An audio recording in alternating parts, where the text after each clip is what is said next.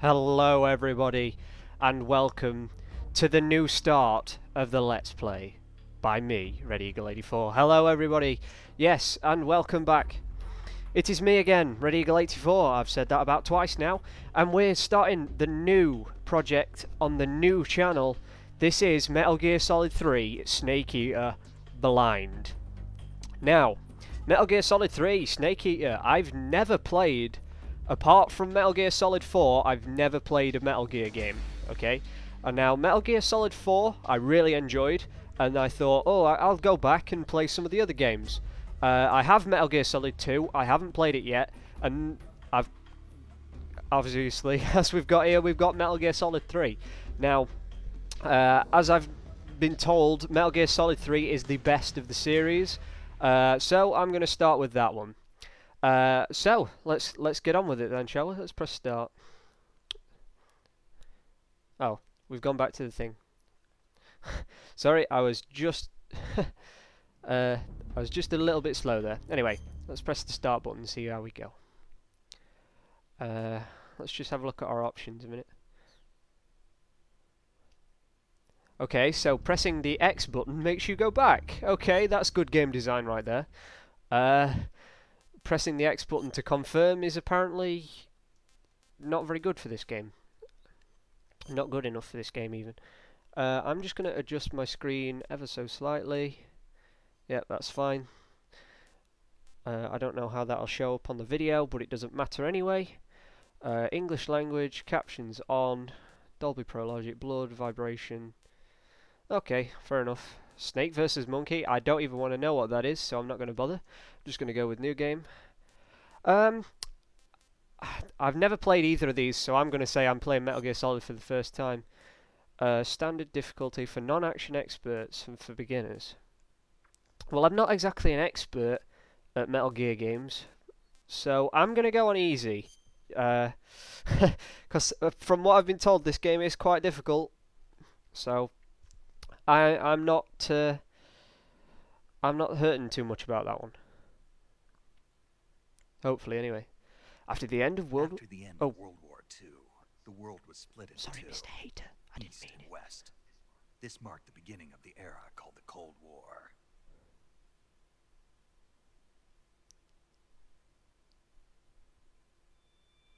Oh, okay. So that was it, David. You stole my thunder and then pissed off. Well done. A Hideo Kojima game. Ooh, I'm so excited for this. I really am. Oh yeah, his name comes up in the credits. Where's my name? I'm playing this game.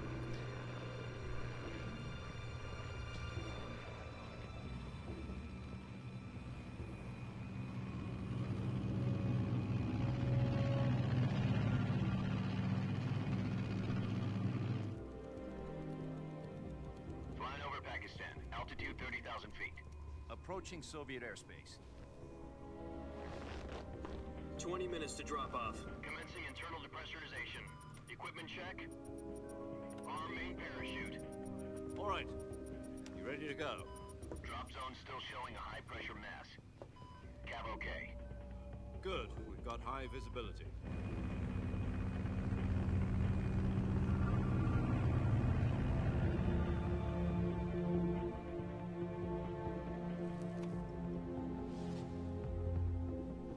Put out that cigar. Connecting oxygen hose to interior connector. Put on your mask.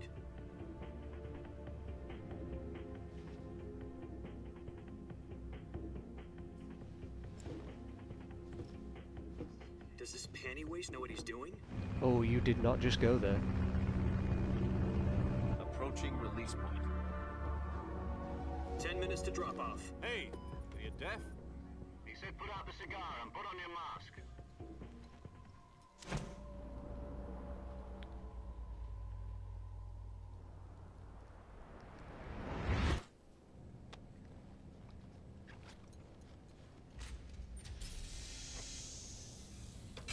Depressurization complete. Checking oxygen supply. 6 minutes to drop off. Opening rear hatch.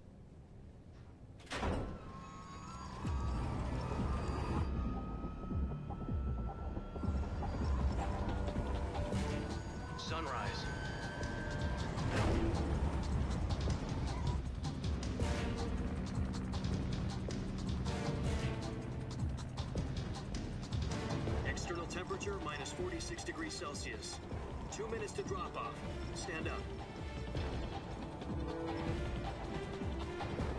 You'll be falling at 130 miles per hour. Try not to get frostbite from the wind chill. 1 minute to drop off. Move to the rear.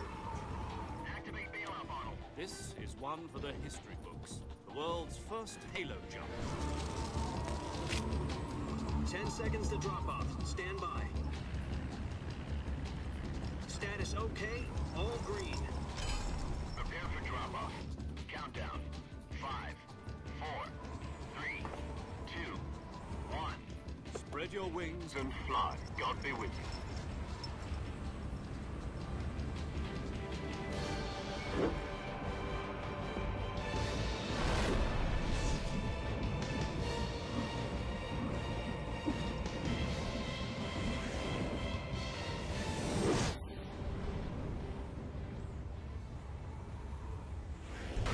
Man, I wish I could be that cool.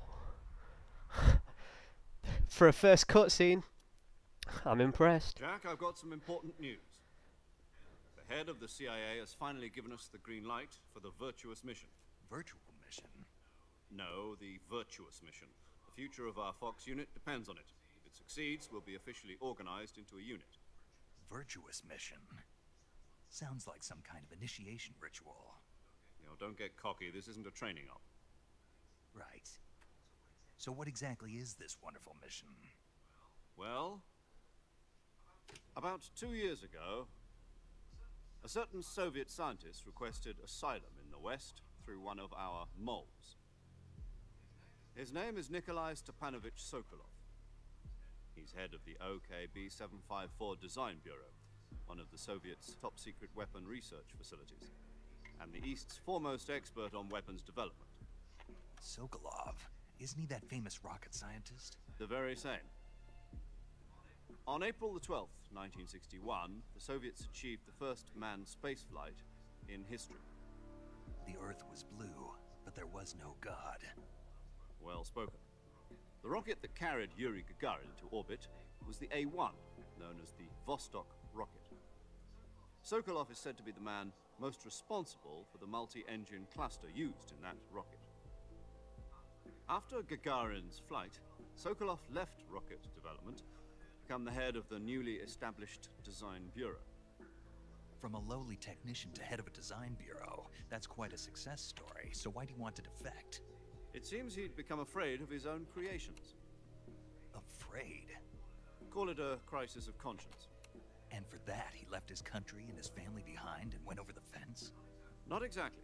One of his conditions was that his family was also to be taken safely to the west.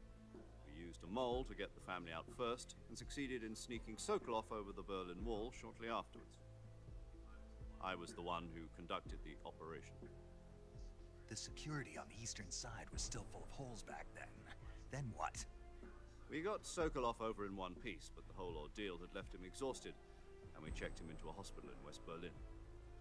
It took him 2 weeks and more than 600 miles to get from the research facility in the Soviet Union to Berlin.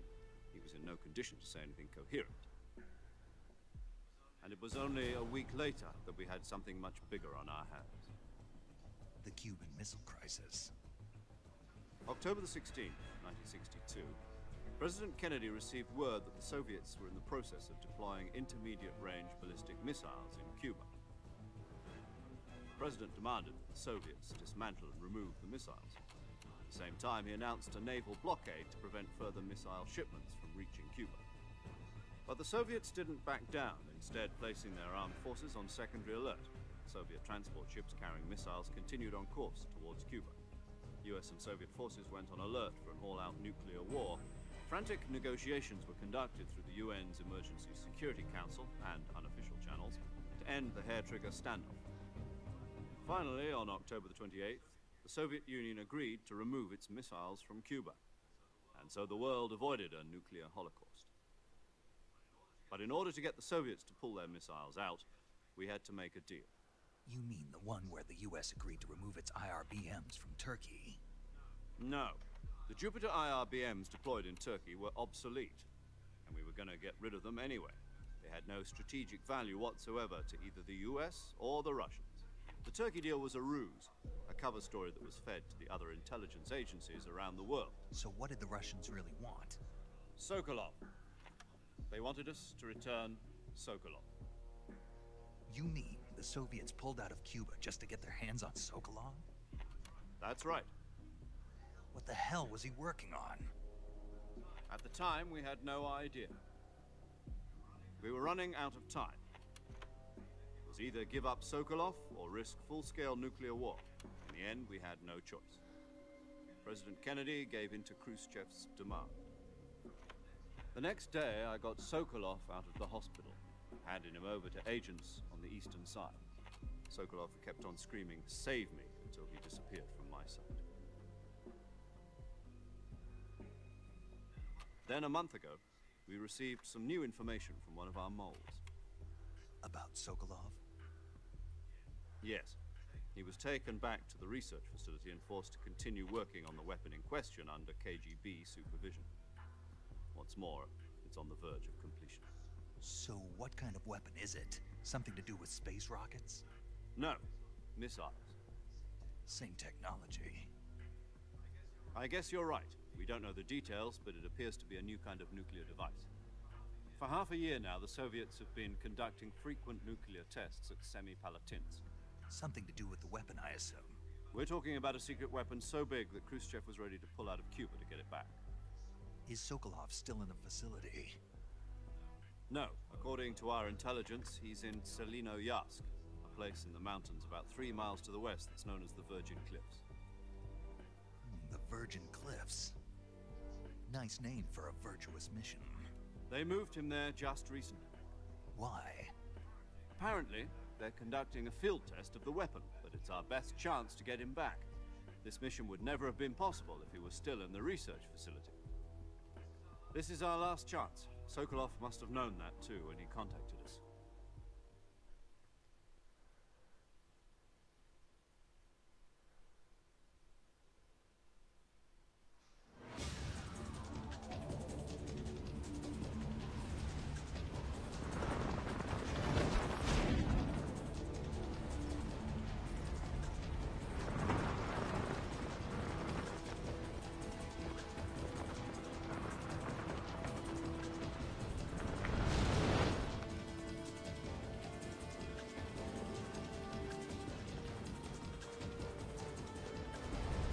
Listen up, Jack. Your mission is to infiltrate Selinoyarsk in the Soviet mountains, ensure the safety of Sokolov, and bring him back to the west.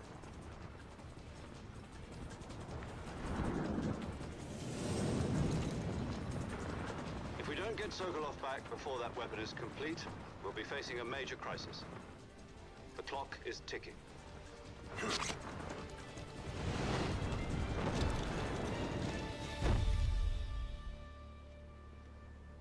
Once we've confirmed the rescue of Sokolov, stand by at the recovery point. A recovery balloon will be dropped at that point. Helium will be pumped into the balloon to inflate it. The process takes about 20 minutes. Once it's complete, the gunship's arm will latch onto the balloon and pull it up. The Fulton surface-to-air recovery system. I'm familiar with the theory. Take it easy. It's been combat-proven. Do you think Sokolov is up to it? The shock will be less than during a parachute jump, and the arm can handle up to 500 pounds. So you're planning on going over the border in a single combat talon?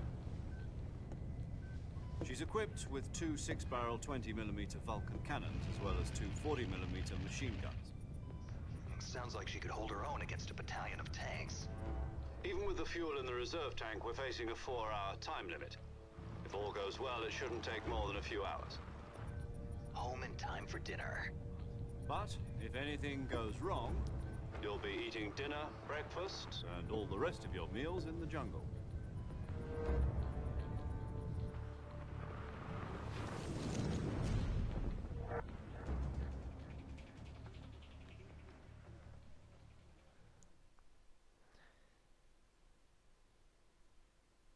Wow. That was a pretty epic cutscene right there.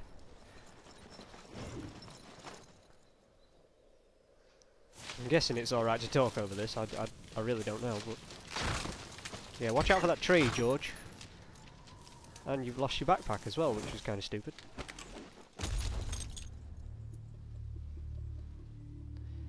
Making even his fuck-ups look epic. I'm guessing this is Snake, yeah.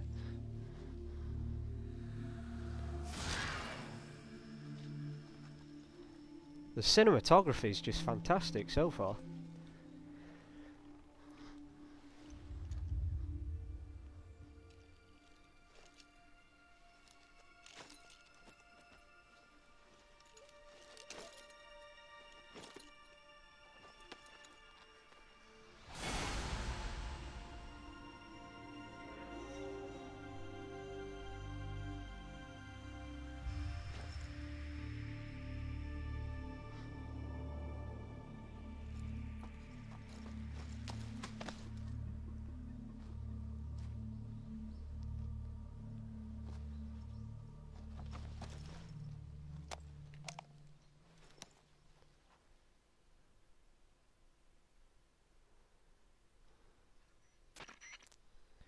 Do you copy?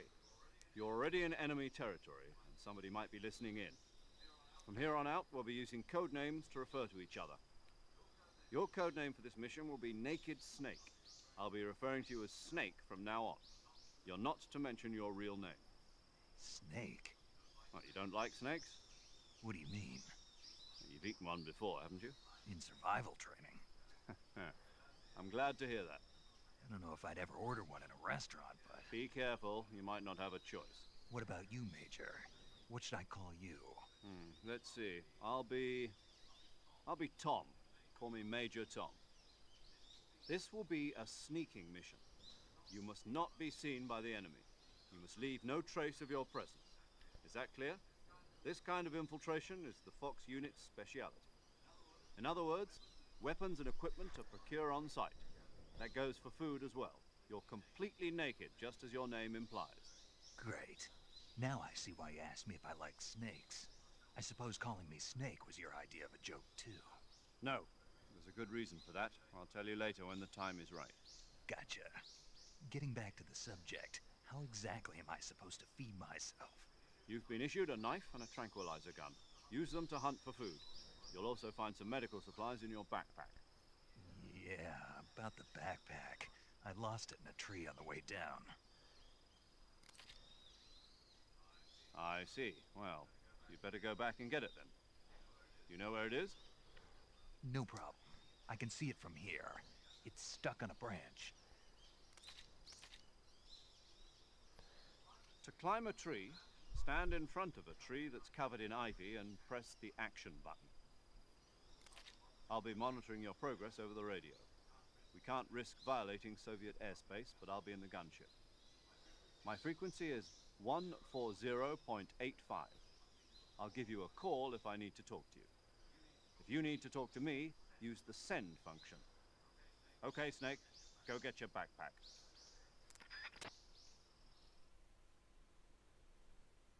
Okay, so are we in control now? It seems like it. Okay, but unfortunately, we've hit about 20 minutes, so I'm just gonna... I'll see you in the next episode, by the way, guys. So thank you for watching this episode, and I hope you enjoy it as much as I think I'm going to. So I'll see you in the next one.